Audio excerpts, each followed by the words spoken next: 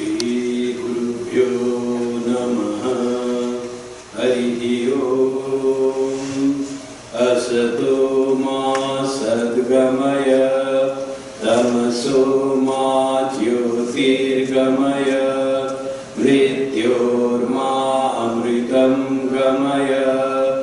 Om Shanti Shanti Shanti. May the Divine lead us from the unreal to the real, from darkness to light, from death to immortality.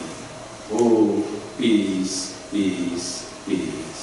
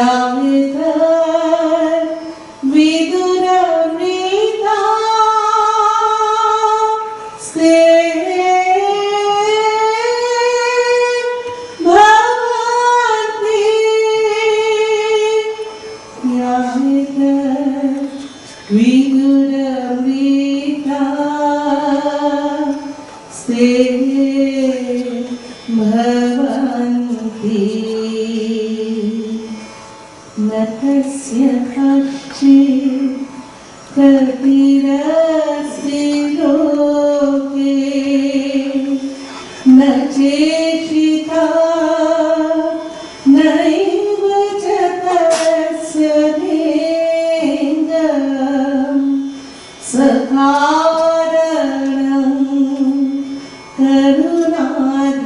आधिपो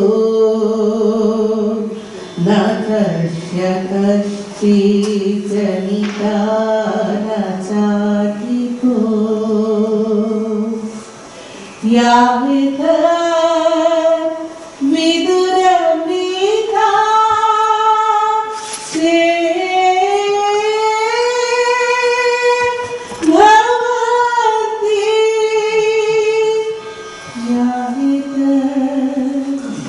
विदुरमृता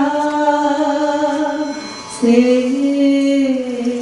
भवन्ति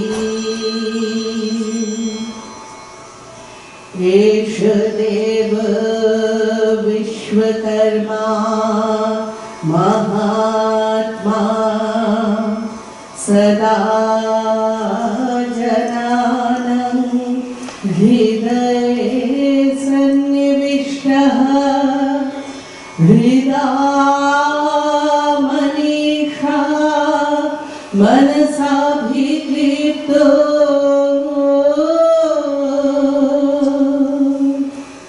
ध्यायेत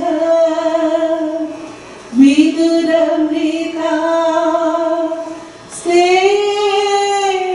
भवन्ति ध्यायेत विदुरमृता से भवन्ति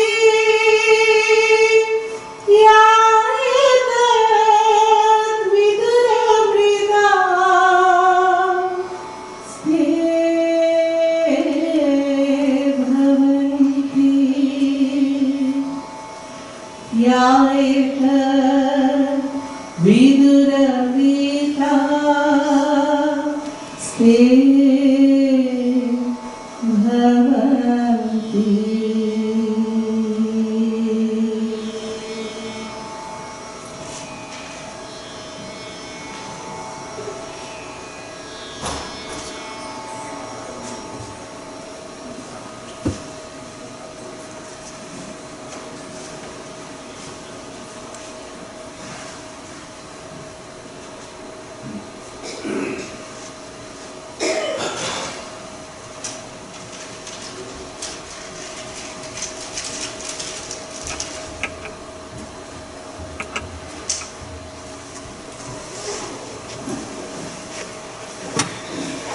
I am reading from the book Sri Sharada Devi and Her Divine Play by Swami Chetanananda. The topic is Holy Mother as a Guru. Come unto me. Once Holy Mother returned to Calcutta from Jairamwadi after suffering from malaria for a long time. She was very weak and the devotees were not allowed to see her. At that time, a young Parsi man named Saurabh Modi came from Bombay. He later became a very famous actor and director of Hindi films in Bombay. He had read a book by Vivekananda and felt drawn to Vedanta. Impressed by his sincerity, Sharadananda gave him permission to bow down to Holy Mother. Orupananda escorted him to her. After bowing down, Saurabh prayed in Hindi, Mother, please give me a mantra so that I can realize God. Holy Mother asked Orupananda, shall I initiate him? Let me do so. Orupananda replied, how is it possible? You just recovered from a fever. Moreover, no one is even allowed to see you now. What will Sharad Maharaj think? You had better initiate him later. Holy Mother said, you go and ask Sharad. Orupananda rushed to Sharadananda and informed him of the matter. Sharadananda replied, what can I say? If Mother wants to initiate that young Parsi man, let her do it. When Orupananda returned to Holy Mother, he found that she had already spread 2 asanas and was ready with the Ganga water. After initiation, she said to Orupananda, this boy is very good. He understood whatever I said. Amazed, Arupananda realized that this was actually the mother's play. Later, Saurabh Modi related his reminiscences to Swami Nirmayananda. It was 1918. I was then a young man. My elder brother was a devotee of Sri Ramakrishna, and from him I first heard about Sri Sharada Devi. My brother sent me from Bombay to Calcutta to meet Holy Mother. After arriving in Calcutta, I went to Bagbazar to see the mother, who was then very ill. I had heard that no devotees were allowed to see her. I bowed down to Swami Sharadananda and said, I have come from Bombay to see the mother and I want initiation from her. Observing my passionate appeal, his mind softened. He asked a monk to escort me to the mother and asked me to seek blessings from her. After bowing down to the mother, I expressed my desire for initiation. Out of compassion, she immediately initiated me. Although she did not understand my language and I also did not know Bengali, we communicated well without any difficulties. The mother spoke in Bengali and I answered in Hindi. While taking leave from her, I said, Mother, I am going. The mother said, My son, don't say I am going, rather say I am coming. When the mother's attendant translated her words to me into English, I was amazed. I was unaware of the Bengali custom that one should speak that way while leaving. However, I returned to Bombay with a sweet memory of the mother. She was wonderful and beautiful. Thus many years have passed and now I am an old man. I almost forgot the mother all these years as I was busy with the movie industry. Now I am waiting for the call from above, and that call can come at any time. I have no attraction for this world anymore. Now the forgotten mother is coming to my mind again and again. Now those words of hers, my son, don't say I am going, rather say I am coming, are ringing in my ears. Now I realize what was then inscrutable to me. I wanted to go away from the mother, but could not succeed. No one can go away from the mother. Everyone will have to return to the mother. This is the last realization of my life. I am coming to you, my mother. Yes, sir.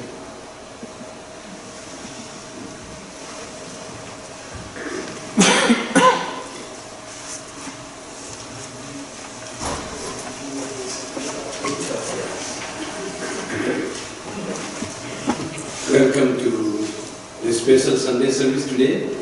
After beautiful songs sung by Krishna Kali Sengupta, Professor Krishna Kali Sengupta, and wonderful reading from the divine life of Holy Mother.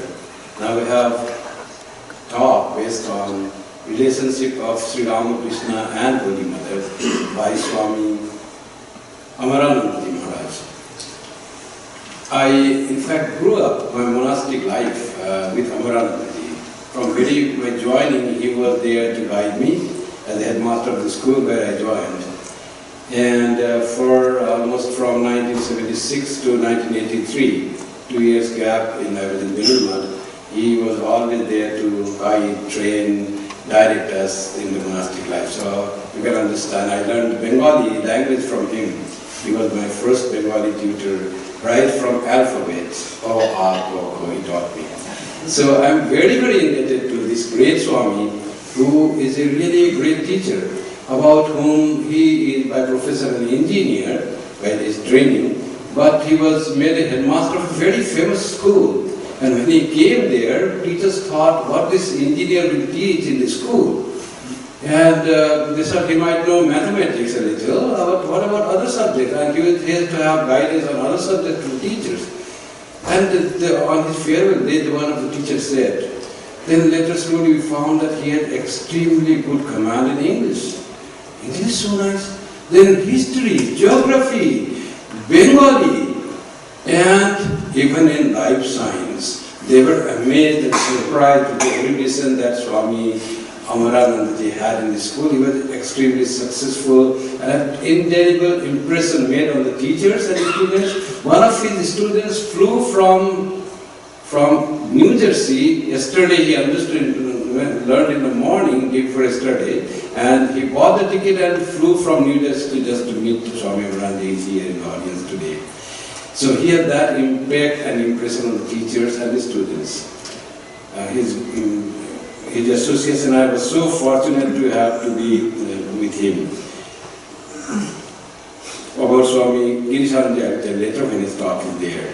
So Swami Amaranandaji he joined the order of Ramakrishna in September 1966. Highly varied assignments during the 20 years passed in the Indian monasteries, but almost half of that period was in the role of the headmaster of a residential school for secondary education, Purulia Ramakrishna Mission Vidyapith, which is closely associated or very dear to Swami Pramathanandaji, the first monastic president of the Vedanta Society of Toronto. So in fact, Swami Pramathanandaji had brought him to Purulia school by requesting the Belur Math authorities. In 1986, he came to France as an assistant minister in Centre Vedantic Ramakrishna. In March 1988, he was nominated as head of the Centre Vedantic Genève by Belur Math. The Swami has gained much experience in interreligious dialogue through his association with many multi-faith organizations and attending conferences and seminars in many other cities of the world, including Geneva. Swami has written 2 books. One of them is Stories from Vedanta, published by our organization, by Advaita Ashram, and it's based on the Bengali book Golpe Vedanta. And another is in French, Biographie de Ramakrishna, which is based on Swami Saradanandaji's Sri Sri Ramakrishna Leela Prasanga. His topic of we'll deal today is Ramakrishna Sarada. Are they different?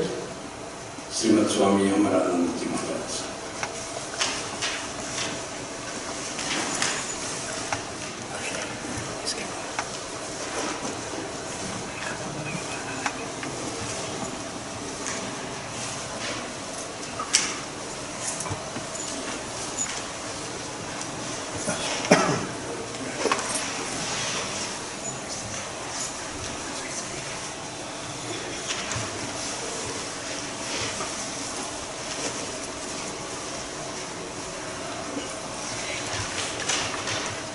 Shri-Guru Namah Hari Om Janani Sadande Ramakrishnan Jagadguru Pad Padmi Tayashvatva Pranamami Murmuru.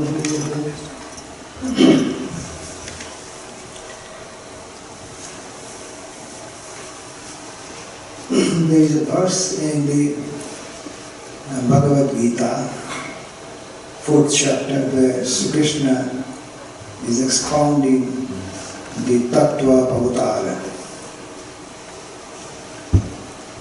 After saying that the purpose of the avatar is such and such, there is a verse which says, Janma karma chami divyam evam liberti tattata tatta dehan punarjanma Niti Mamiti Surya.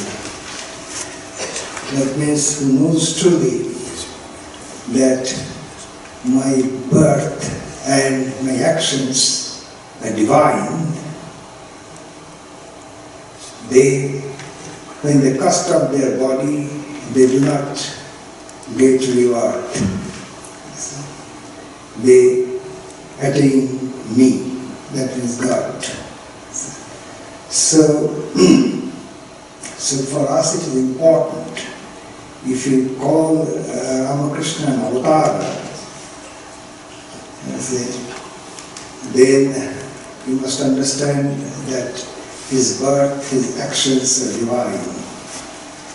If you call Sarada Devi the consort of Avatara, Sri Ramakrishna, then you should admit that she is not ordinary.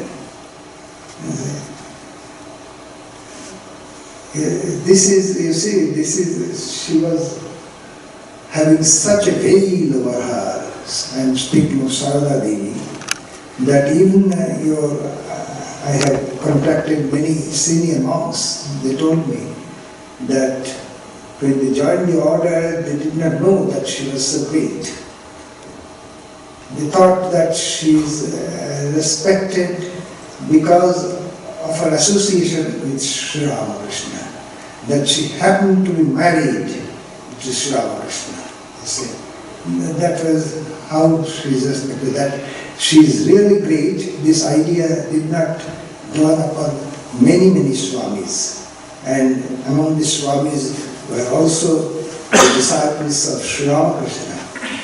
Remember, you say Sri Ramakrishna used to call Swami Gavinda Peshan because his pre-monastic name is Hari Prasanna. So Vivekananda used to call him Peshan. One morning he asked Peshan, "Have you saluted the Holy Mother?" He said, "No sir, I have not done this." He said, "Go immediately and salute her." And she reminisced later that she did not imagine that Swami Vivekananda would follow him. So most probably it was a legate house mother was putting up, and patient went there and saluted in an ordinary manner. You see, Swami Vivekananda was behind immediately. It is a shame that you saluted the mother like this. She should be saluted like this. So Vivekananda prostrated in front of her and should do it like that. You see. So that was, you see, that was the mood. And many, you see, Peshan was a disciple of Sri Ramakrishna, no doubt. But he had no idea about the greatness in the beginning.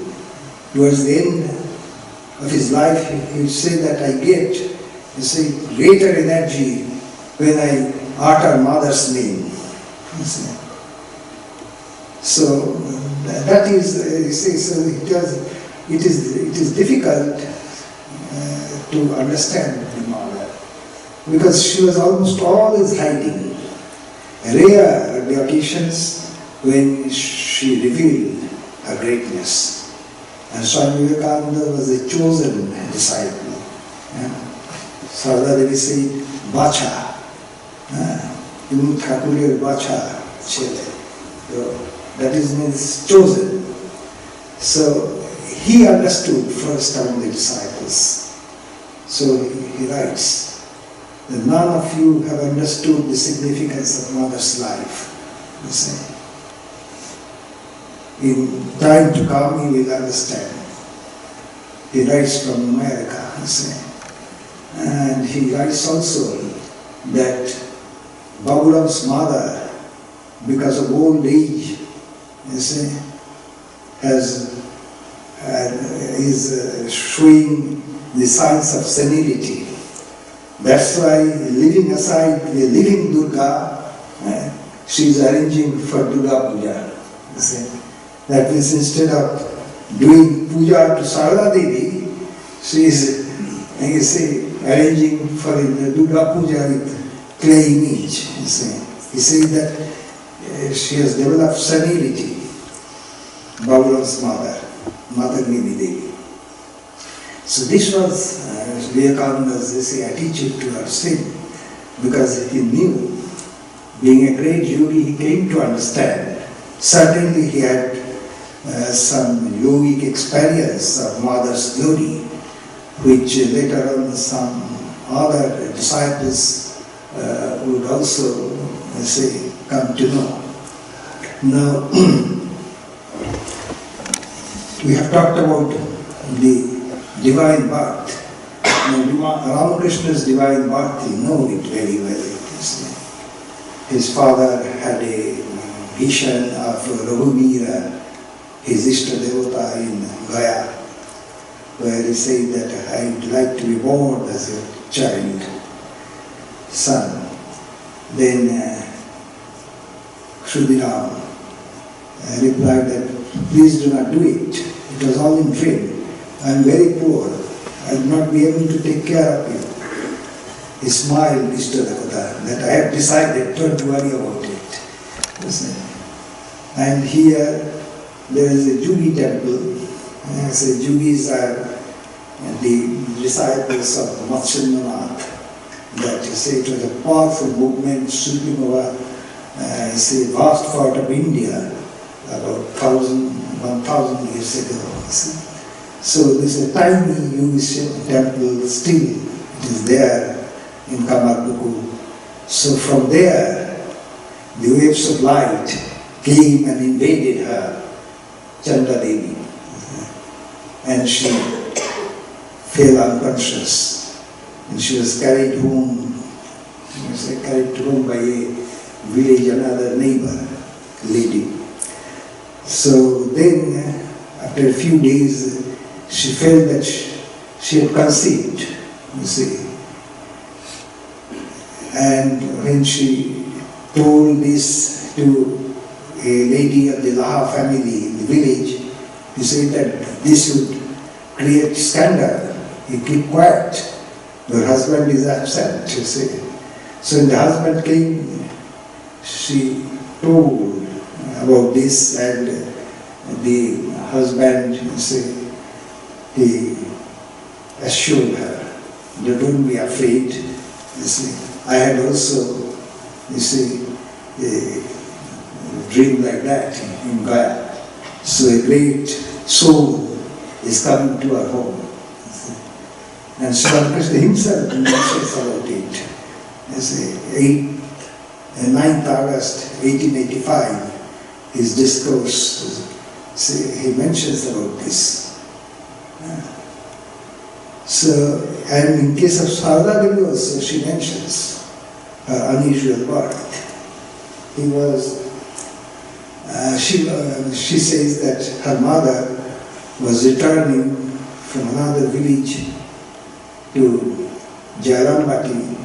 On the way she felt like outside to nature's call, she went under your bilder tree, when suddenly a small girl descended from the tree, embraced her, said that here I am, mother, you see, I am entering into your home. And she vanished. You see. So this is, you see, before Sarada Devi's birth. So their births are unusual. Now how was she married to Sri Ramakrishna? It was 1859.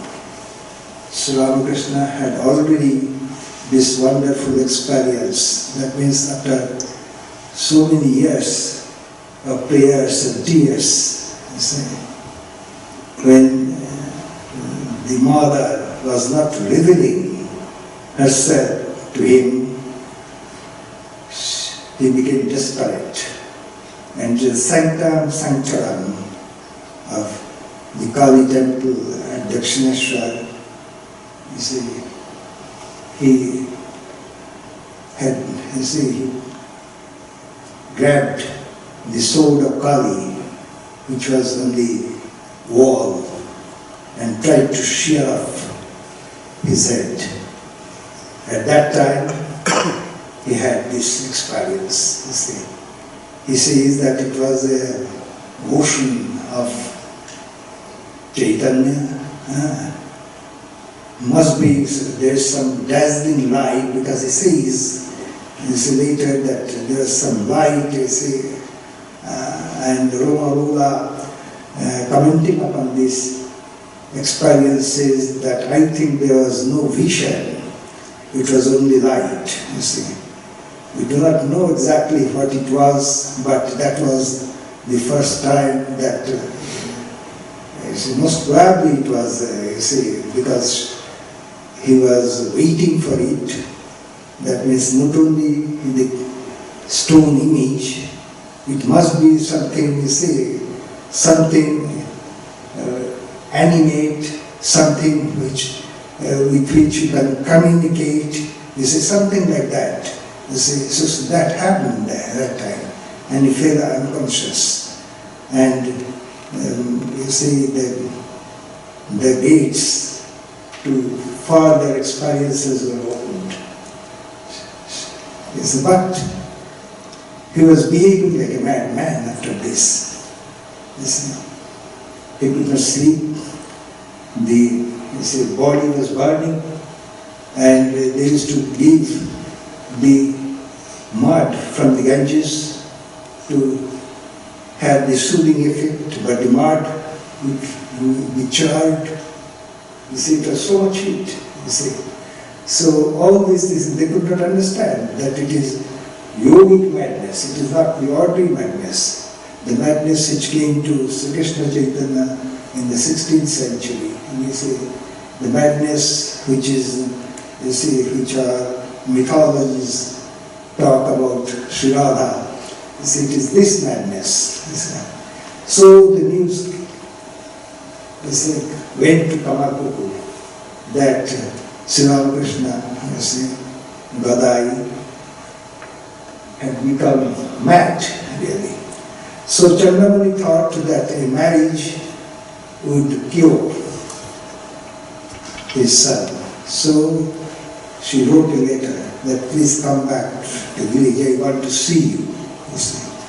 So Sri Ramakrishna came, but he observed that the mother was morose all the time.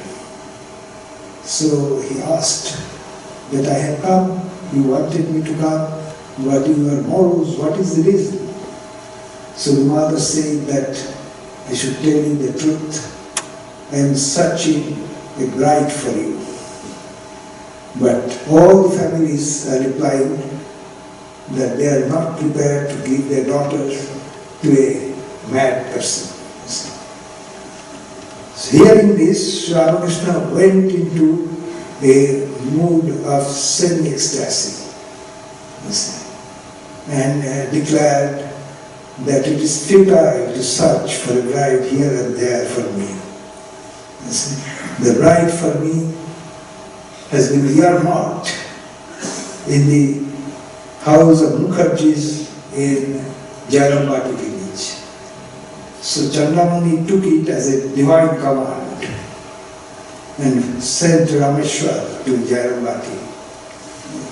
And it was found that there is really a girl there, but she is of tender age, only 5 years. Ramakrishna was 23 years.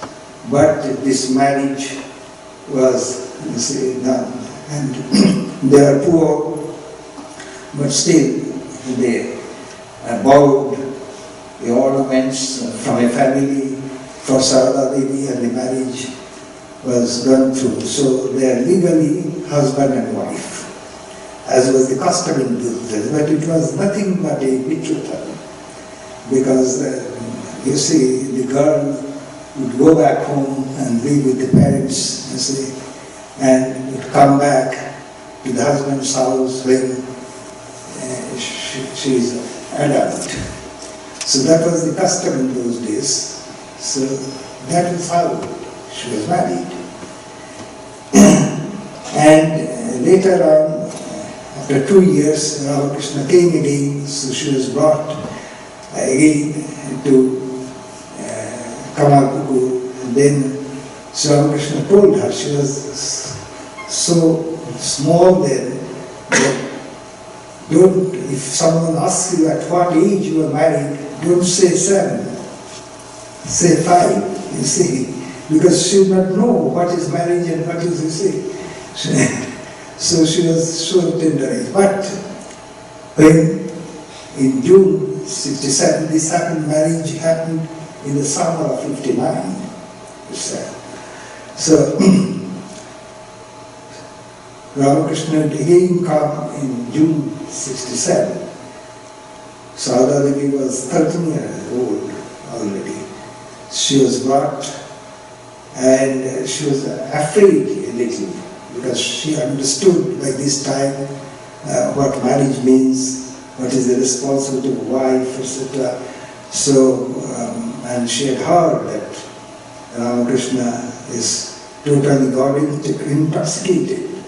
So how he would behave towards her, etc., etc. This was, but she discovered that she was full of love and was always teaching her, you see, all the things, both spiritual things and things of the world, how to behave with others, how to prepare this and that for the family members, everything Ramakrishna used to teach her.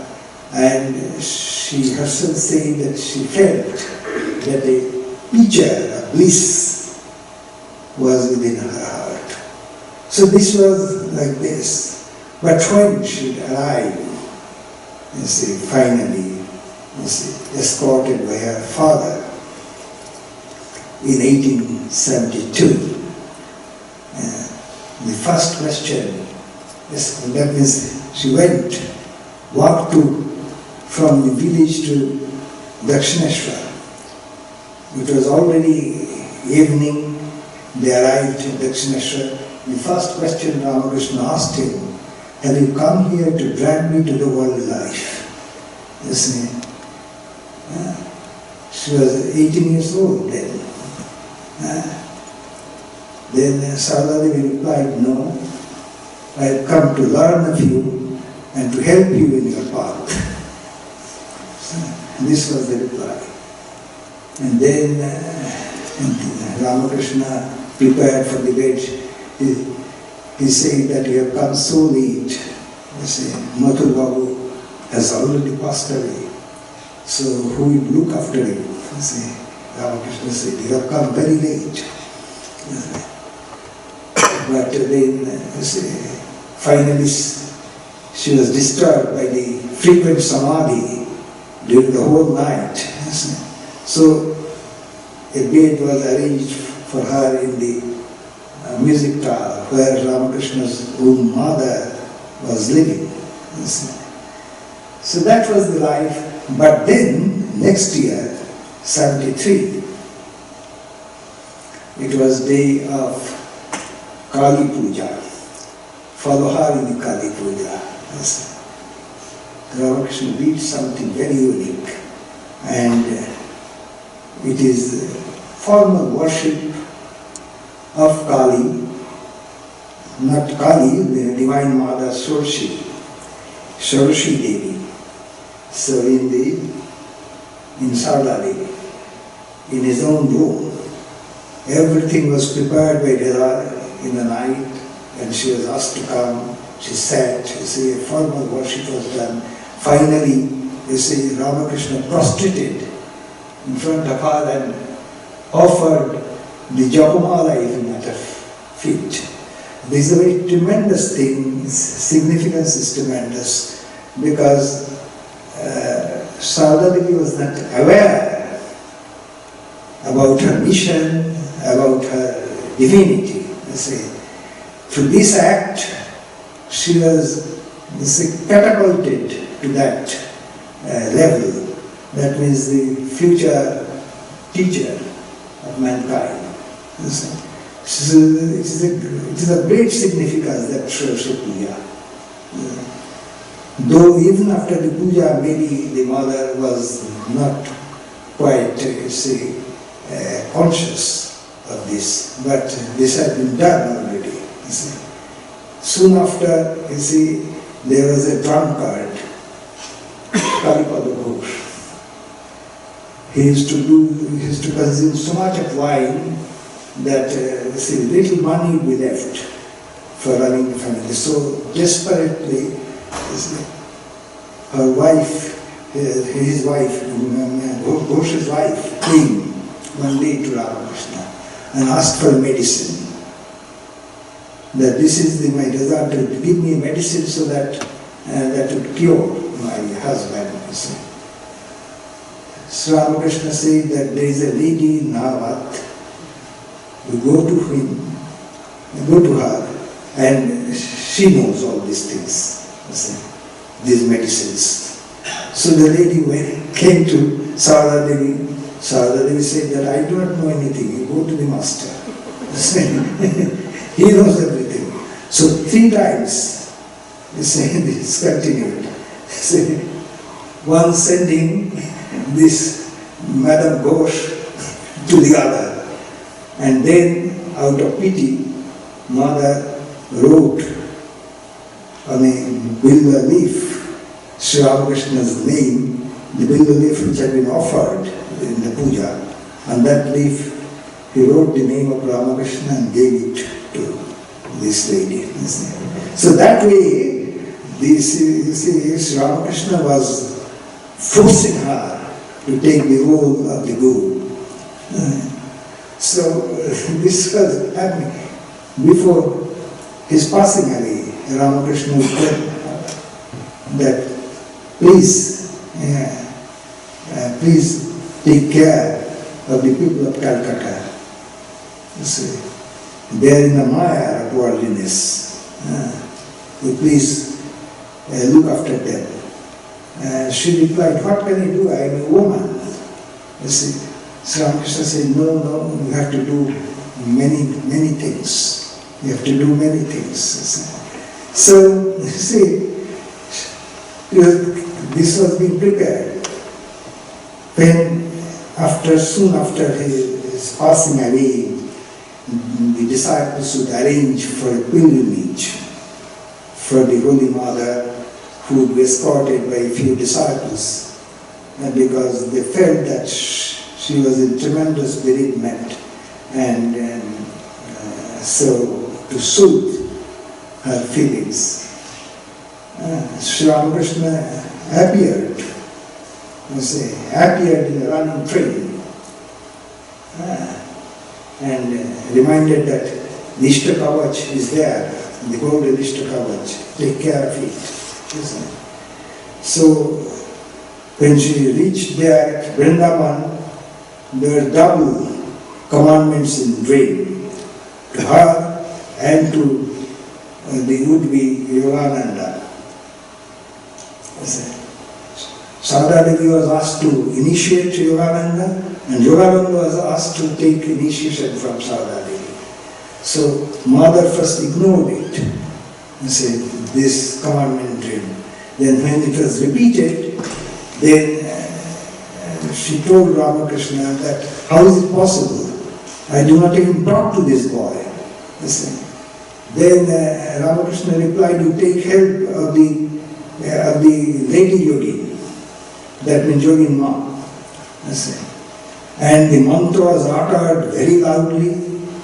The mother was possessed completely by Ramakrishna, it seems, because after the initiation, when the little leaf was offered to her, she took it in the manner in which Sri Ramakrishna used to take a little leaf. That means tearing off the conical portion, the apex of the little leaf. So, so Mother, not only she became formally a guru, but a future attendant. Ramakrishna was saying that she needs an attendant, so Yogananda will be the attendant of the Mother. So this is the thing, and towards the life, the end of her life, the communion between Sri Ramakrishna and Sarada Devi was very frequent. Most probably every day. We do not know everything, somebody would say, Arupananda, for example, Mother, you are saying so, but I cannot accept it. Now, Mother would reply, tell Thakur that you are not accepting this. Like that. The communion was very frequent, very frequent. You would actually see, and Parameshwar Maharaj, who had the chance of meeting in 72. You see, he writes that one day the bhoga has not been offered as yet, and mother was giving a part of the bhoga to the parrot in the cage, and he said that it has not been even offered. Mother said that Thakur is also in this bird. You see. That means what Vedanta says. You see. So they were so much, you see. So in a sense, we say that Ramakrishna passed away in 1886, but Ramakrishna used her body and mind till July 1920. So in a very special sense, she was not just a disciple, but a devotee of Sri Ramakrishna, but Sri Ramakrishna is another form. Sri Ramakrishna himself told this to Yoginma in a mystic vision. They never have doubt anywhere, because disciples sometimes, even Yoginma, had doubt that what is this? We have seen the master, and your Sharda Devi is teaching clothes of the nieces. He is cooking for them, taking care of them, too much attached to the family. You see, their lives are different, you see. Sri Ramakrishna appeared in a mystic vision and he said, look here, what is going by? She was by the side of the Ganges. Look here, in the Ganges, what is floating? He found a newborn baby with blood and all these things are floating. And say, does the Ganges become unholy because of this? You see, look upon her like that. She and I are one, he said. So this is the thing, we are not different. Different in the sense, yes, mother was mainly the mother. She used to say, I am not the guru, I am the mother of all. Whereas Sri Ramakrishna was evidently the Jagat Guru. He had one manifestation, very frequent samadhi. Mother used not to have frequent samadhi. Only Yoginma saw her once in Vrindavan, yes, and your Ashutosh Mitra writes that one day he was in samadhi after coming back from somewhere in Udvodhan itself. So after repeatedly uttering mantra in her ears, that she came down to normal plane. Normally mother used not to exhibit these things. You see, she was hiding. So they were apparently different, but essentially one. Essentially one. Namaste.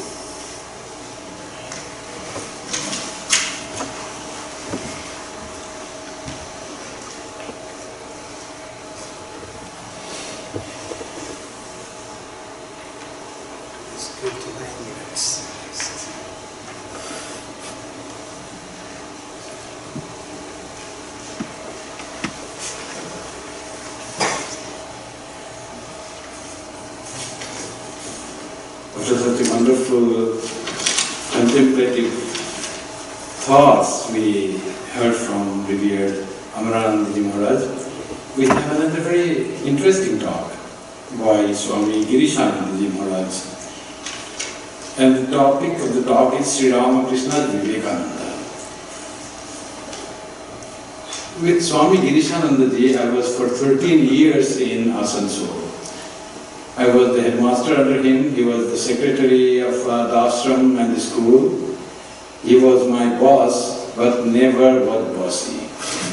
And that was not only my experience, all who worked under him, all of the headmaster that came after me, or the headmaster that was in Mala Center, and they all expressed the same thing, that he always supported us and gave us freedom. And yet, whenever we needed any support, he didn't say it's up to you, do it, I've given you freedom, never that way.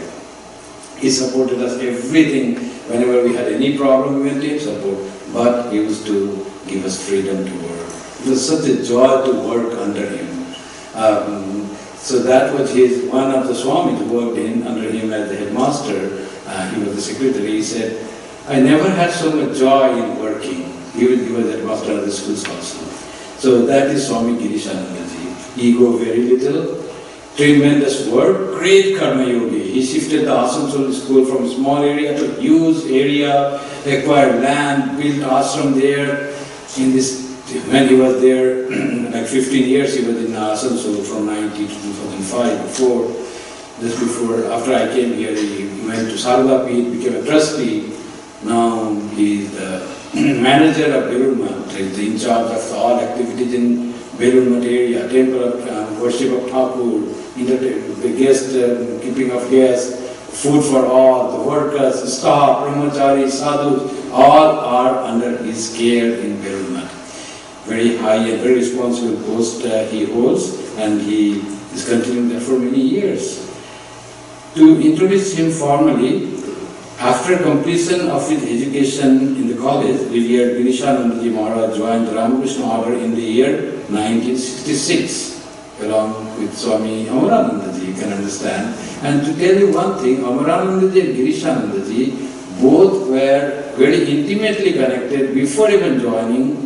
They were connected to Swami Pramathanandaji Maharaj, who in fact was mentor and guided him about the spiritual life, how to be a monk, what one should do. And he was even looking for where they should be posted, where they should join, all that he did. And he continued his love and care. Pramathanji continued when they were secretaries in the centers. So when he was here, they were still in connection. And Swami Amaranji visited him twice, one a few years ago and one during his last illness of Pramathanandaji. And that was Pramathanji's love for all these monks and people who joined in his care. There were like 5 or 6 young boys who became brahmacharis and joined. And of those 5 or 6, the 2 are with us today. So we have in that way, we are really greatly connected with them through Pramathanandaji to Amaranji and Girishanandaji.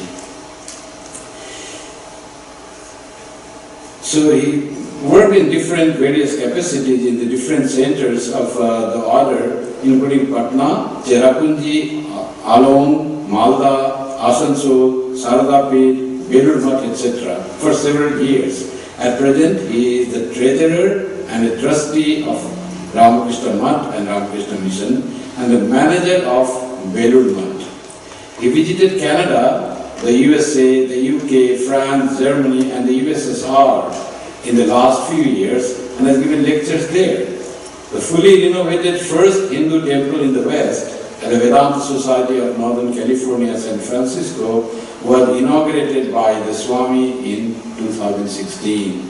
The temple that was built by Swami Trigunathanandaji, direct disciple of Sri Ramakrishna in 1905-1906, that was rededicated, renovated and was inaugurated by Swami Girishanandaji. All the way he came from India for this purpose. Today we are so grateful to have these 2 great monks of our order, and so much I am intimately connected to them, and they were connected with Pramathanandaji. So they have special connection with this center, and it's so fortunate to get them on when we are celebrating the Golden Jubilee of this Vedanta Society of Toronto, and on the 3-day celebration of the 50th Foundation Day of the Vedanta Society of Toronto. Today is the 3rd and concluding day of the celebration of the 50th Foundation Day of the Vedanta Society.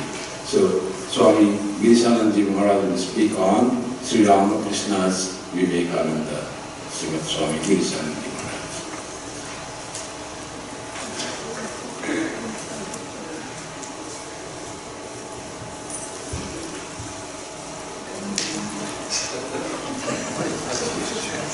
I would like to corroborate what Kripamananda just said. You see, when I visited Asansol Center, the newly built Asansol Center by him, so I was struck by the depth of the harmony among the monastic members, which is a very rare thing, you see, unfortunately, in our centers. I was struck by the, you see, tremendous harmony, you see, among the monastic members. That means the harmony between the leader and his team. You see. This I found only in my joining center under Swami Santoshanandaji. But you see, rarely do I find in any other center, but that I found, you see, there. So it is a very rare thing, I can corroborate it.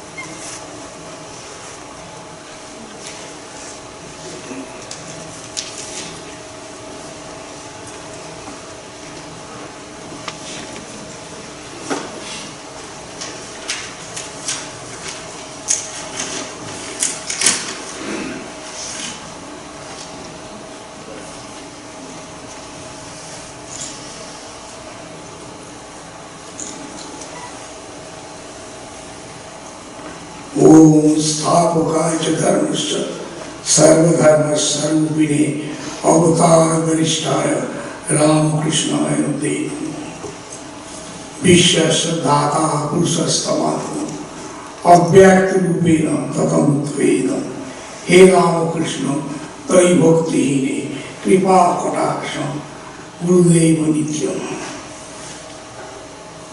The audience present here today at these functions, and our Swami Kripavanandaji Maharaj and Swami Amaranandaji Maharaj, the distinguished audience who are present here. I am very grateful and thankful for getting the invitation from Swami Kripavanandaji Maharaj for joining these celebrations of the Golden Jubilee of the Vedanta Society of Toronto, the 50th Foundation Day. And it's a very interesting feature of this whole life of this Vedanta Society. Then years and months are rolling on. I came here several times and I saw the new development of this society. Last time when I came, I saw, some renovation work was going on. The institution was rebuilt, Thakur's photo has been installed, and it looks so marvelous and grand for me. So that is an important chance for me to see how the new ashram has come up. Now my topic for discussion is Holy Mother Sri Ramakrishna's Vivekananda. So it's a very interesting thing. Wherever we are reading on Sri Ramakrishna's life or Vivekananda's life, we are to find out where is the link that is there with the Vivekananda's life incidents and Sri Ramakrishna's voice, directly or indirectly. First, you know, perhaps you have gone through the biography of Sri Ramakrishna and Vivekananda. It's a wonderful things that have happened. Guru Shishya, the master and the disciple, unheard of in this history of the world. There's such a close relation, unthinkable. And a Guru is very much anxiously waiting for the disciple who will spread out his message to the world. He knows that Mother Kali, the deity, has told Sri Ramakrishna, when his all sadhanas are over, what for I am to stay in this world? My purpose of life is over. Then Mother told, you remain in Bhavamukha. Bhavamukha means in a particular mood he has to keep himself what for. That is, he has to, spiritual matters in this world have become very complicated, unlike earlier years. So you have to spread out what is the universal spirituality and what is the depth of the spirituality, what is the science of the spirituality in these days of continuous, unfaithfulness and doubts. It has to be made clear the life of Sri Ramakrishna is, we see from the very beginning, it's as we have heard from Swami Amaranandaji Maharaj, it's a God intoxicated soul, fully merged and submerged in the thought of the Lord. That is, he did not have any other thoughts in this world. Even he forgets his own identity. And on this state, he had got the vision and the order of the Deity Mother. You see, some soul will come.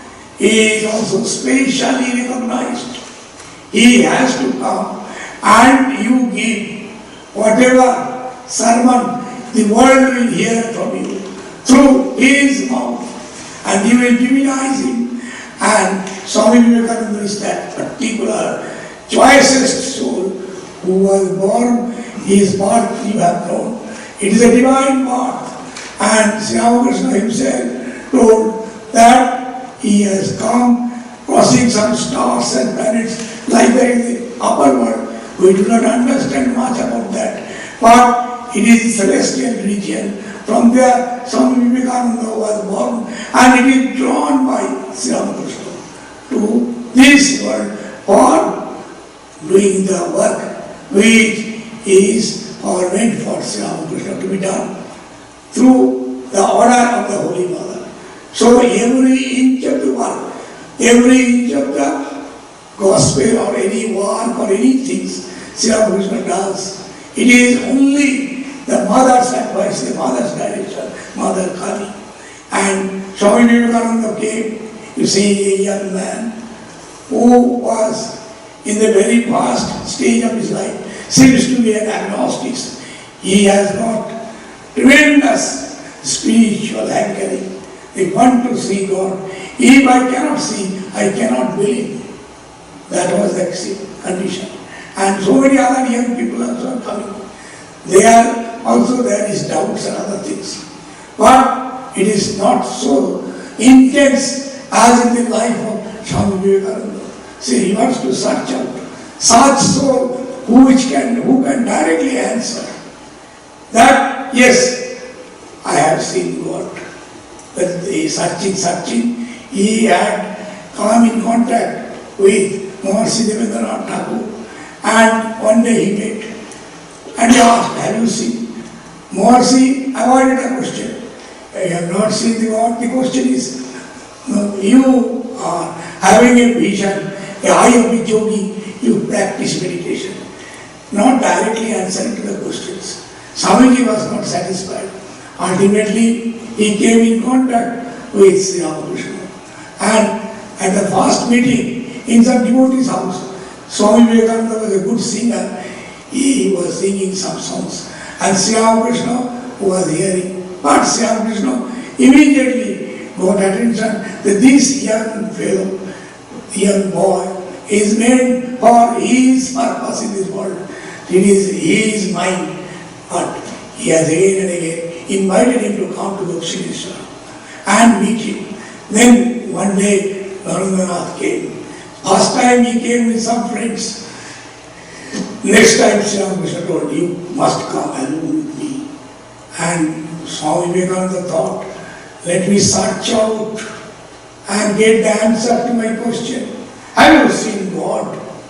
The first question immediately was answered, yes, my God. I have seen him. If you want, I can show you.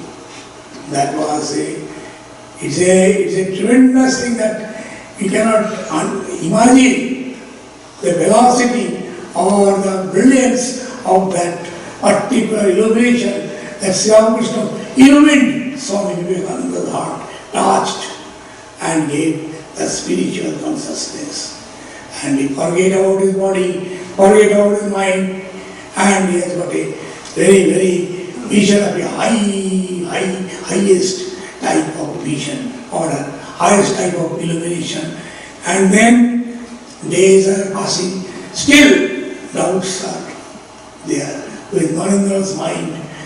Even he is asking questions in a very, very bitter way, asking Sri Ramakrishna, I do not understand your God realization, your God vision. But he is observing that this man, he is he has renounced this world. And this man has got tremendous spiritual insight, his spiritual strength. But still, he is not satisfied. He was thinking, let me test him again and again, once after all. And Sri Ramakrishna wanted, yes, you must test me, and then accept. And days together passed, and he is coming from his Calcutta house to Dakshineshwar, made Sri Ramakrishna ask repeated questions. And Sri Ramakrishna answered in such a way, in such a nice answers he gave. The answers came to him. Narendra, he was praising with full types of qualities he is having, unthinkable qualities, unheard of. You comparing with other young people who are coming. And even in spite of that, Narendra was not satisfied. He has been given a huge task by Sri Ramakrishna that he has to do. He told, I cannot do it. It is not meant for me. Sri Ramakrishna, you must do it. Here, in a letter he has written, Naren will teach the world. Signed Ramakrishna, Ramakrishna, Radha. And that also it is written, Japan in Bengali is Ghare Bahire Ham Dibe. Ghare Bahire, or inside the room or outside. He will thunder, his voice will pass through this world, through this spirituality. So Naren will teach the world, he has written. And this sort of a certificate, even after getting that, Narendra is not prepared. I want to have Nirvikalpa Samadhi, final culmination of the spiritual goal in life. Sri Ramakrishna heard about it, and again Narendra is preaching. And one day it has happened in his last days at Kashipur, Sri Narendra has got Nirvikalpa Samadhi. That how it is, what sort of realization it is. Sri Ramakrishna's grace, he has got it. And we have heard the song that in that vision it has been written perhaps that Nahi Shuddha Nahi Jyoti Nahi Swasampa Shuddha, whole world become completely out. It is only the Brahman alone that stands. That is the truth. All else are untrue. After that is over, he came to the normal plane, and Sri Ramakrishna was told Naren perhaps has died because of this ecstasy. Then Sri Ramakrishna told, oh, he was pestering me days together, years together. Now he has understood. After that, Sri Ramakrishna told, have you seen what is that? Now you see, you will not get that vision. Otherwise, he will leave this body. He is such a high soul. If once he gets that vision, he will not keep this body in this world. So, there your door is locked. That is, it is the key will be within my hand. You have to do the mother's work. After the mother's work is over, then you will see that key is given to you, or I shall open that key for you. So it has become very much true. In every action of Swami Vivekananda, it is Sri Ramakrishna, Sri Ramakrishna, and Sri Ramakrishna. Although he knows how to preach the message of Sri Ramakrishna to the greater world without even declaring that he is an incarnation of God. He has come for the redemption of this world. He is spreading the message. He is spreading the message of the universal religion that is there in the Hinduism, in its foundation, that is the Vedanta. And Sri Ramakrishna, he was waiting for the order that he will cross the ocean and come to the Western country. And Sri Ramakrishna came in his vision, and he has been ordered. And at the same time, Swamiji wrote a letter to the Holy Mother, and Mother had given also the permission to cross the ocean. So at the time, this is 120 25th year, the Parliament of Religion was celebrated. When Narendranath came to that platform in Chicago, the Parliament of Religion, it is Ramakrishna that spoke to him. He was nervous. He was thinking whether I will be able to speak to such a huge gathering audience, all educated, highly intelligent people, and how much they will understand and value. Then, after declaring his name once or twice, he said, no, not now, afterwards. Suddenly, his name has been announced, and he got to the platform. And immediately what happened? Immediately, see, divine power is speaking through his mouth. So the moment it comes out, the words, the sisters and brothers of America, anybody and everybody can speak like that. But when that particular words have come out of Swamiji's mouth, immediately it is an unthinkable spirit that infused all the people who were there. So that was a wonderful incident, and it cannot be remembered. It can be remembered in the world history. It cannot be forgotten if such an incident has happened. So that is Sri Ramakrishna Swamiji, Sri Ramakrishna Vivekananda. That spoke in the India also, in the West also. Even after Sri Ramakrishna's passing away, that Swami Vivekananda has got the doubt that some other things are to be taught for me. Otherwise, I could not want. I want what I want, I will not get. What is that? That is Raja Yoga. Sri Ramakrishna did not teach him Raja Yoga. And he met one yogi in that Pahari Baba in Himalaya, Gazipur. And Pahari Baba will teach him Hatha Yoga and then following that Raja Yoga. And Swami Vivekananda is waiting. He will be his guru. And at the same time, he is thinking that I did not get that lesson from Sri Ramakrishna. So that is what is wanted. And Sri Ramakrishna came in a vision for consecutively 23 days. And in that he understood, no, I am doing some mistake. Sri Ramakrishna is my only guru. There cannot be any other guru. But he had given the whole of the things, nothing left out. So that is a conviction. Again and again, Swami Vivekananda tested him, even after the passing away of Sri Ramakrishna. He has tested. And at the last days, even after deathbed, Sri Ramakrishna was lying. And this time, the doubt again comes. If this time, any type of word, any type of expression it comes from Sri Ramakrishna's mouth that he is God incarnate, then I shall accept. Immediately, Sri Ramakrishna, lying in the bed, half unconscious state, very, very ill, cancer disease. Naren, till now have you got that doubt? Till now, after so much of discussion, so much of advice, have you got doubt? You take it from me that who is Rama in the earlier ages, who is Krishna in the earlier ages, it is Sri Ramakrishna in this age. Like that, his proclamation has been made. And Swamiji felt as if he is again and again tested Sri Ramakrishna.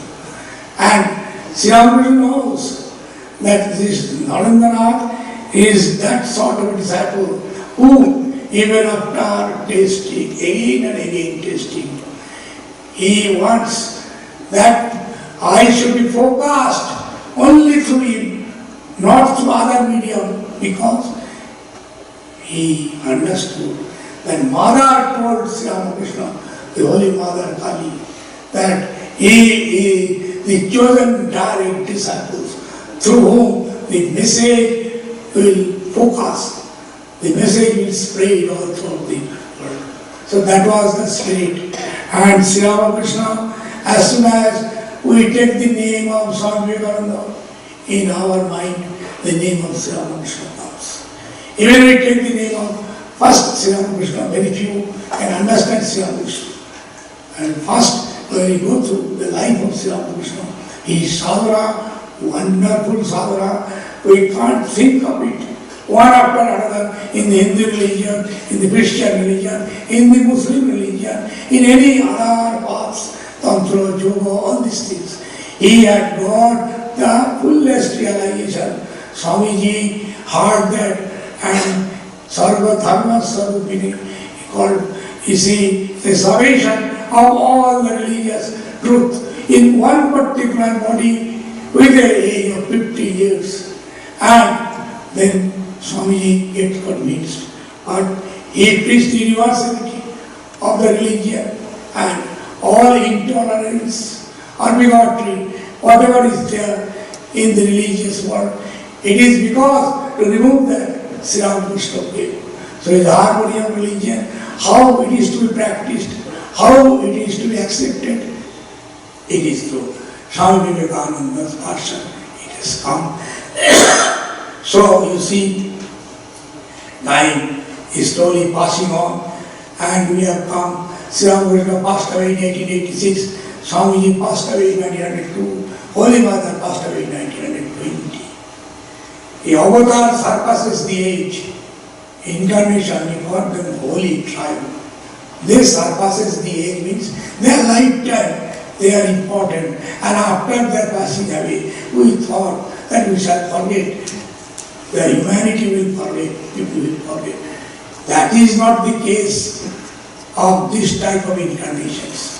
Jesus' message said 2500 years, Buddha, Jesus 2000.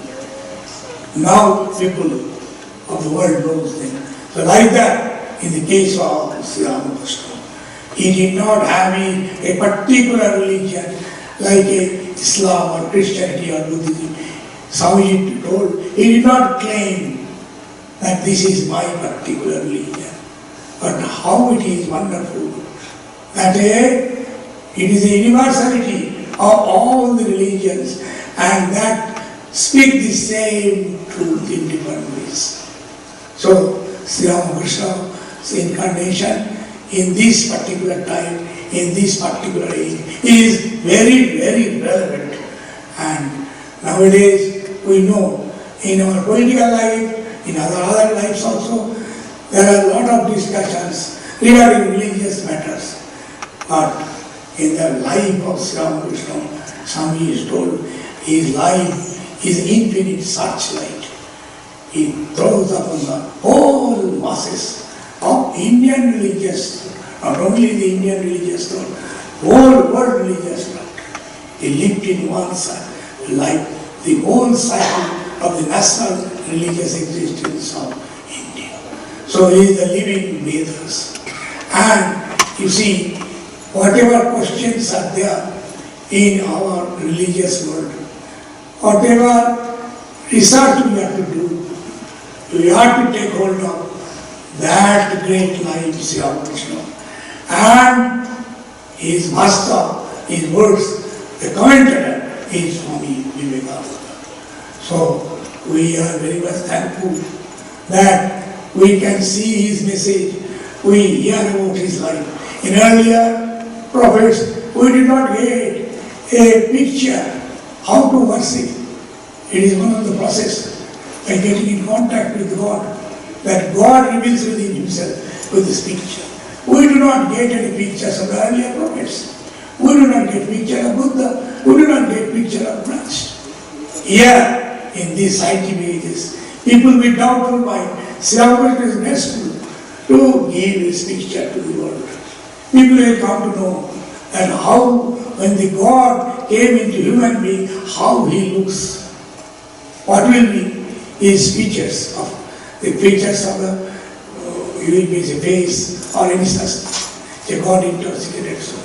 So the whole world is thankful to get the photo. Sri Ramakrishna also were denied to have a photograph. Anyhow, his chief disciple Narayana, through another disciple Bhavana, got the photo of Sri Ramakrishna.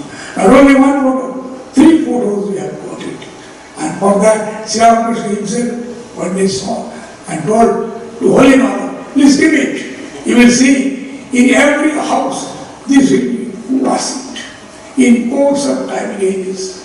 And it is Swami Vivekananda, when he wanted that Sri Ramakrishna statue is to be installed in Vellammar temple, where from the statue has been bought. The photo is not there, how can the statue be done? And it has been done. And at the same time, what has been done? Sri Ramakrishna's universality has been spread out to the public, to the whole world at large, by his message of the harmony of religions. And we are very much thankful we can come to those thoughts which are in earlier times. If we value it, if we judge it through the message of Sri Ramakrishna, we understand that what sort of spiritual message is there. It is in a poetical language or in some other way of expressions. In modern time, people cannot find out the meaning of it. Through the light of Sri Ramakrishna, we can understand whatever is there in earlier spiritual messages, in earlier spiritual personalities, and present time in the life of this incarnation will enlighten all other incarnations of the past. It is not only his life is for the present age, the past for the believers in the past incarnations. Their messages are illumined in through the life and message of Sri Ramakrishna. And that also elucidated by Swami Vivekananda. So we are grateful the Vedanta Society of Toronto has been established. And there is, I am going a little out of the way, you must have heard that in our Vellammar, we are building a huge complex for feeding the devotees, admirers, anybody and everybody who is gone. It is called Sarada Annulam Seva Prabhu. We give it, the name of the house is Sarada Sadabrata. Sadabrata is a particular name that has been given in Dakshineshwar there. Anybody and everybody who is coming is welcome for taking food. Is a prasad, is a holy food.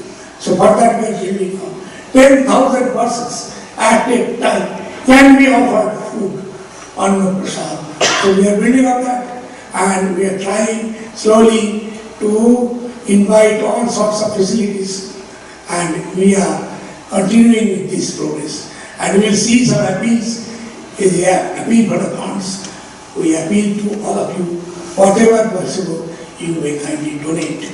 Our Swami Kripavananda Maharaj, he had been briefed regarding the matter, and if any other further details, you can contact him also.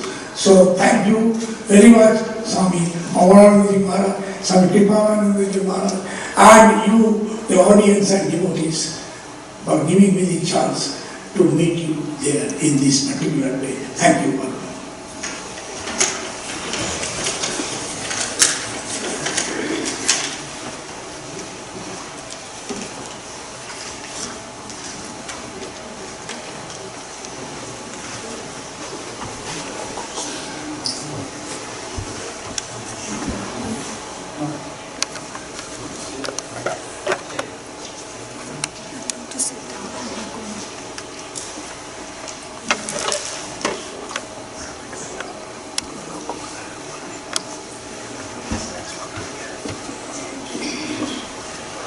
Now we'll have the musical program, Yugalbandi of Gokul and Sarod. Sonali Rai is not unknown to you. She always adds to the devotional celebrations, wonderful singer of devotional songs.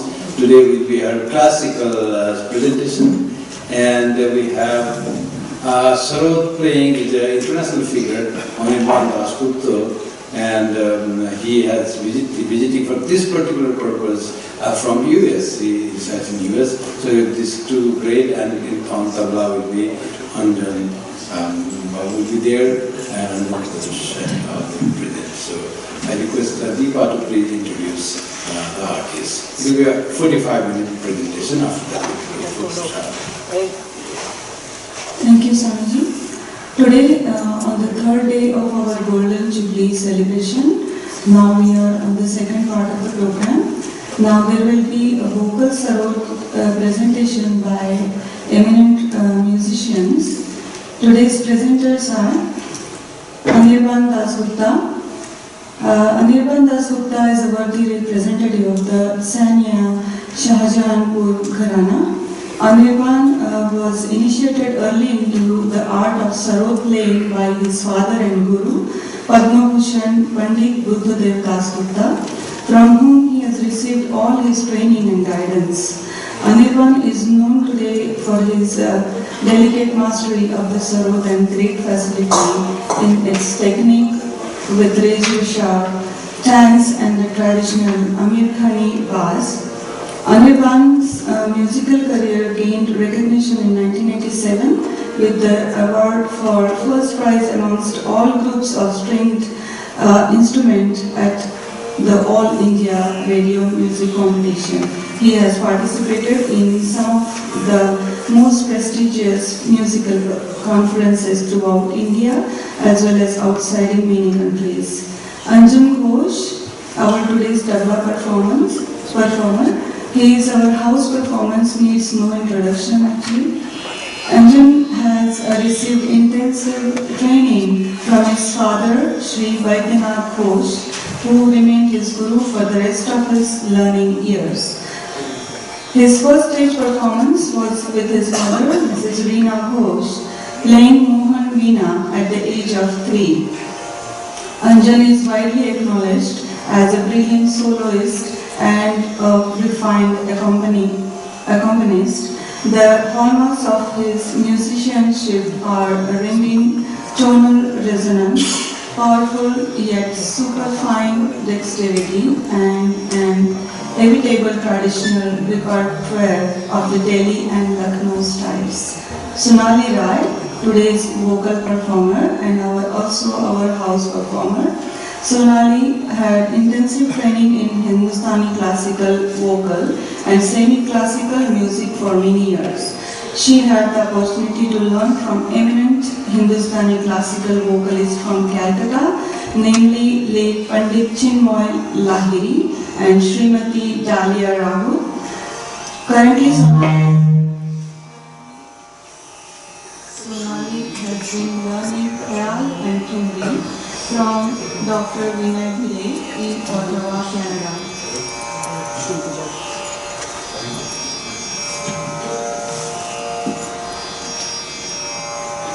She has been gifted with a very powerful and melodious voice, which is perfectly suited for various genres of songs.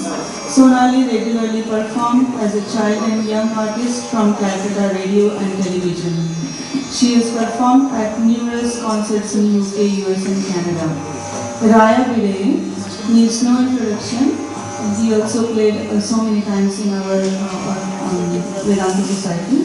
Raya Bide has been active in the areas of Northern Indian classical music as a harmonium player, composer and concert organizer for over 30 years. Raya has provided harmonium accompaniment for many leading vocalists, including Dr. Prabha Atre, late Pandit Jitendra Abhisheki, Pandits Rajan and Sajan Mishra, and Srimati Lakshmi Shankar. He accompanied Pandit Prabhakar Karekar for his concerts in Canada and US. Some of Raya's compositions are featured in his recent CD released by Narendra Datar. In the beginning, there will be a solo performance by Sonali and Anirban. This will be followed by a jugalbandi. Thank you.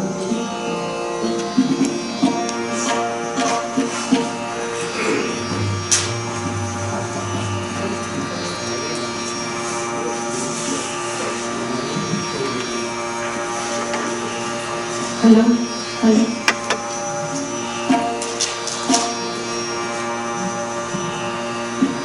Namaskar.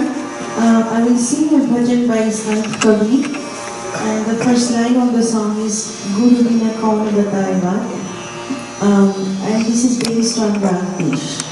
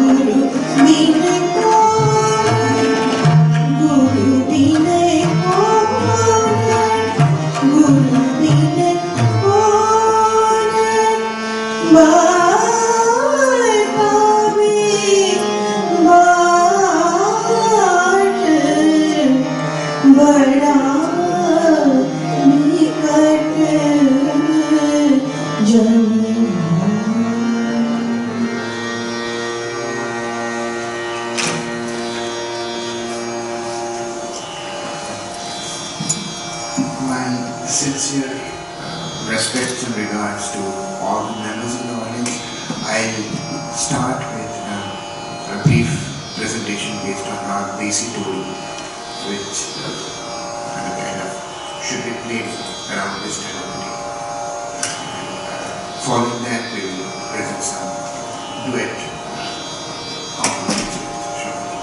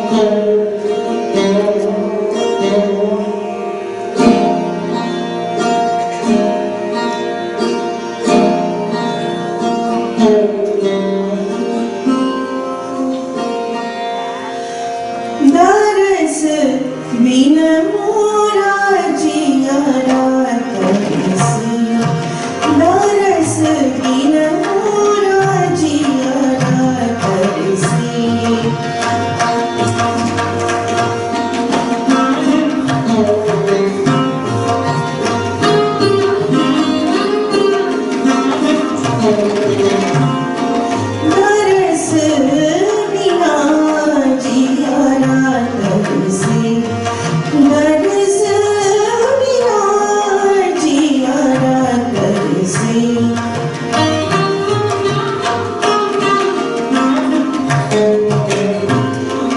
पिया बिन मुझे नैन भार जल बरसे पिया बिन मुझे